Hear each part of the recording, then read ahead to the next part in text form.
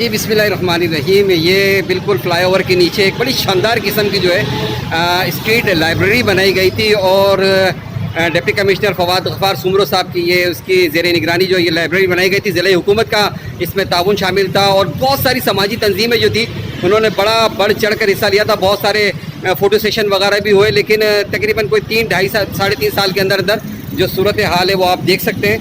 और ये अलमारी है, 2-3 अलमारियाँ थी, उसमें से एक अलमारी में तो लगता है कोई ऐसा कचरा वगैरह रखा हुआ है। इसके अलावा ये 2 अलमारियाँ बिल्कुल देखें ज़मीन पर गिरी हुई हैं और कुछ ही टाइम बाद मुझे ऐसा ही लग रहा है कि शायद इसे कोई हीरोइंची ले जाएगा। ये टेबल वगैरह थी और इसके अलावा एक बॉक्स रखा हुआ था यहाँ पर।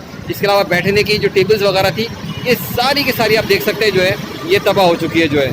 तो बहरहाल इस तरह होना नहीं चाहिए था, लेकिन ये आपके सामने मौजूद है कि जो सूरत हाल है और जो हालजार है वो भी आप देखते हैं। बड़ा दिल रोता है इस बात पर कि एक ऐसी चीज़ जो इल्मी हवाले से और उसकी जब इस तरह की बेकदरी हो रही होती है तो वाकई जो है बड़ा दिल दुखता है जो है। वॉइस ऑफ हैदराबाद से मोहम्मद इमरान।